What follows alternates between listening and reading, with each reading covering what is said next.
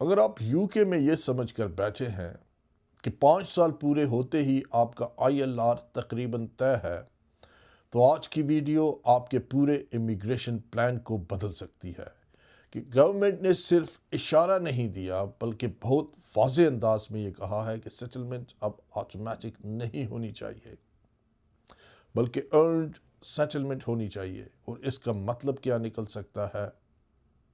یہی کہ بہت سے لوگوں کے لیے 5 سال کا روٹ 10 سال تک جا سکتا ہے۔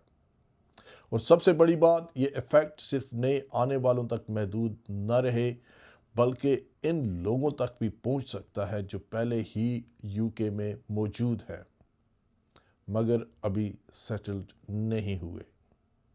اس سے پہلے کہ ہم آگے بڑھیں، فوراً سبسکرائب کیجئے کیونکہ برطانیہ کے امیگریشن قوانین اس وقت بہت تیزی سے بدل رہے ہیں اور وقت پر ملی ہوئی درست انفارمیشن آپ کے سالوں کی محنت، آپ کی فیملی اور آپ کے فیوچر کو بچا سکتی ہے۔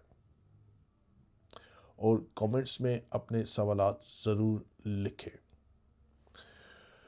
جی، میرا نام سجاد کیانی ہے۔ یو کے میں ہیومن رائٹس، امیگریشن، فیملی لا اور سول لیٹیگیشن میں فار آلموسٹ 20 ایئرس کے ایکسپیرینس کے ساتھ میں آپ کے سامنے وہ سیدھی اور واضح پریکٹیکل بات رکھتا ہوں جو اکثر لوگ وقت پر نہیں سمجھ پاتے۔ آج کی ویڈیو میں آپ کو 3 چیزیں بہت صاف انداز میں سمجھاؤں گا۔ پہلی، گورنمنٹ نے واقعہ ہی کیا کہا ہے۔ دوسری، ابھی لاس میں اصل میں ابھی تک کیا بدلا ہے۔ اور تیسری، اگر آپ یو کے میں پہلے سے موجود ہیں تو آپ کو اب فوراً کیا کرنا چاہیے۔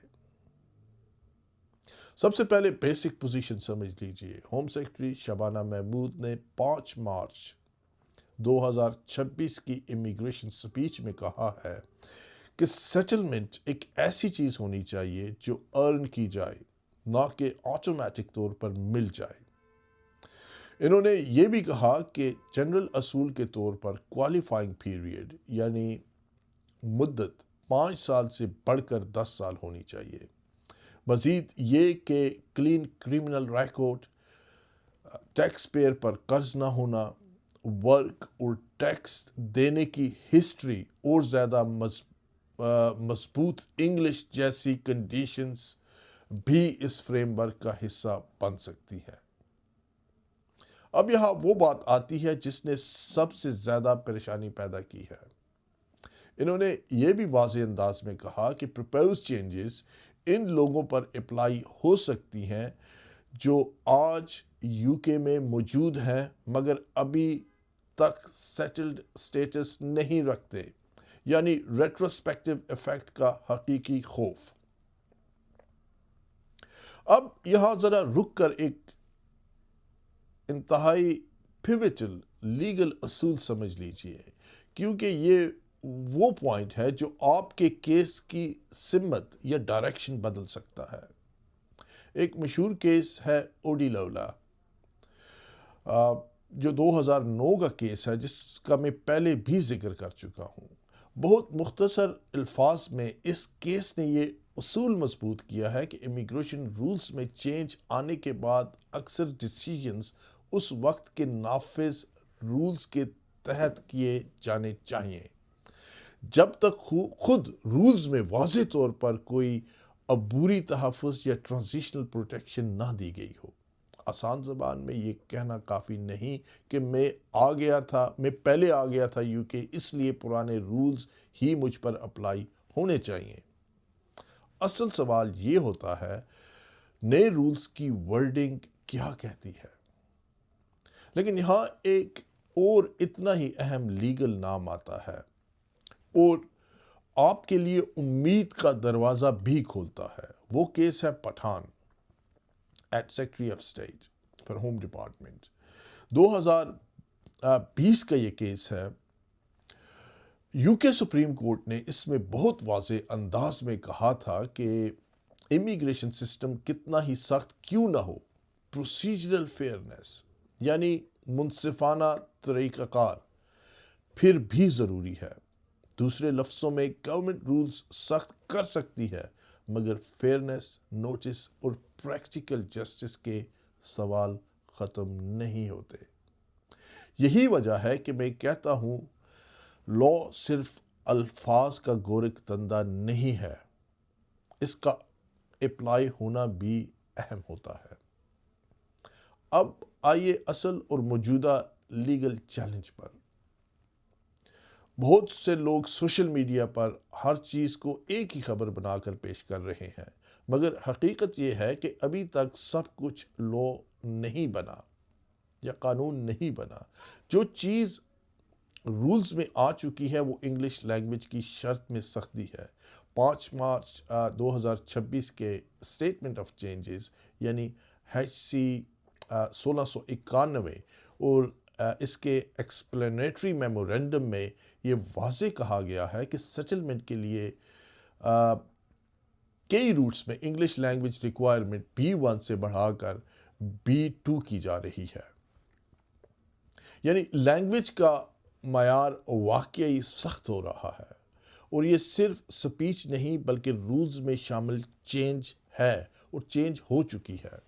یہاں ایک اور نہایت اہم پریکٹیکل پوائنٹ ہے۔ اسی اسٹیٹمنٹ آف چینجز میں عبوری الفاظ یعنی جسے ہم ٹرانزیشنل ورڈنگ کہتے ہیں بھی دی گئی ہے۔ اس کا مطلب یہ ہے کہ کچھ اپلیکیشنز اگر پرٹیکولر ڈیٹ سے پہلے دی گئی ہوں تو وہ پرانے رولز کے تحت دیکھی جا سکتی ہیں۔ اب اس سے ہمیں ایک بہت بڑی لیگل بات سمجھ آتی ہے۔ جب گورنمنٹ چاہتی ہے تو عبوری تحفظ یعنی ٹرانزیشنل پروٹیکشن خود رولز میں لکھتی ہے۔ یہی وجہ ہے کہ آنے والے مہینوں میں اصل جنگ صرف اس بات پر نہیں ہوگی کہ 5 سال 10 سال ہوتا ہے یا نہیں، بلکہ اس بات پر ہوگی کہ گورنمنٹ کن لوگوں کو ٹرانزیشنل پروٹیکشنز دیتی ہے اور کن لوگوں کو نہیں۔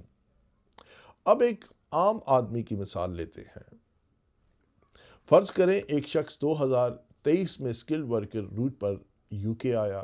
اس نے اپنے فیملی کے ساتھ پلاننگ کی، گھر لیا، بچوں کی پڑھائی شروع کی اور یہ سمجھا کہ 5 سال مکمل ہونے کے بعد وہ ILR کی طرف بڑھے گا۔ اب اگر گورنمنٹ یہ کہتی ہے کہ اسٹینڈرڈ روٹ 10 سال کا ہوگا اور اگر وہ اس شخص کو واضح ٹرانزیشنل پروٹیکشن نہیں دیتی تو اس کی پوری لائف پلاننگ بدل سکتی ہے۔ یہی وجہ ہے کہ اس ڈسکشن کو معمولی نیوز سمجھنا خطرناک غلطی ہو سکتی ہے۔ لیکن اب ٹوسٹ یہ ہے، کیونکہ یہی جگہ سب سے زیادہ غلط فہمیاں بھی پیدا کر سکتی ہے۔ سب روٹس ایک جیسے نہیں ہیں۔ مثلا فیملی سیٹلمنٹ میں موجودہ جو گورنمنٹ کی یا ہوم آفس کی گائیڈنس اب بھی یہ کہتی ہے کہ پارٹنرز اور پیرنٹس کے لیے اپینڈکس FM کے تحت 5 سال فیملی سیٹلمنٹ روٹ موجود ہو سکتا ہے، جبکہ اپینڈکس سیٹلمنٹ فیملی لائف کے تحت 10 سال فیملی روٹ الگ ہے۔ اس لیے اگر کوئی شخص اسپاؤس ویزے پہ ہے تو اس کی پوزیشن ضروری نہیں کہ وہی ہو جو کسی اسکل ورکر یا کیئر ورکر یا پرائیویٹ لائف والے شخص کی ہو۔ ایک ہی نیوز سب پر ایک جیسا ایفیکٹ نہیں ڈالتی۔ یہی وہ بات ہے جو میں چاہتا ہوں کہ آپ اپنے مائنڈ میں آج کے بعد پکی کر لیں۔ اگر آپ اسپاؤس روٹ پر ہیں تو آپ کو اپنی لیو ہسٹری، اپینڈکس FM اور اپینڈکس سیٹلمنٹ فیملی لائف کو دیکھنا ہوگا۔ اور اگر آپ اسکل ورکر روٹ پر ہیں تو appendix skill worker, appendix continuous residence اور کوڈ یعنی knowledge of language and life in the United kingdom اہم ہو جائیں گے۔ اگر آپ لانگ ٹرم یا فیملی لائف کے کسی اور راستے پر ہیں تو آپ کی لیگل اسٹریٹجی مختلف ہو سکتی ہے۔ اس لیے جو شخص یہ کہتا ہے کہ آپ کے لیے اب 10 سال ہو گیا ہے وہ آدھی بات کر رہا ہے، اور آدھی بات کبھی محفوظ ایڈوائس نہیں ہوتی۔ یہاں ایک اور مختصر مگر اہم کیس مجھے یاد آیا ہے ابھی۔ اس میں سپریم کورٹ نے یہ اصول سیٹ کیا تھا اور ایک بڑا پرچیننٹ ہو سکتا ہے آنے والی اپلیکیشنز کے حوالے سے، وہ یہ تھا کہ گورنمنٹ امیگریشن پالیسی یا قواعد میں بڑی چینج لا سکتی ہے، تو متاثرہ گروپ اکثر لیگل چیلنج بھی لاتے ہیں، خاص طور پر یہاں جہاں فیئرنیس، جائز ایکسپیکٹیشنز جسے ہم legitimate expectations, H S M P judicial review forum کا کیس ہے، اور پریکٹیکل امپیکٹس کے سوالات پیدا ہو جاتے ہیں۔ میں یہ نہیں کہہ رہا کہ ہر شخص لازماً کورٹ میں جا کر جیت جائے گا اگر وہ لیجیٹمیٹ ایکسپیکٹیشنز پہ یا H S M P judicial review forum پہ انحصار کرے۔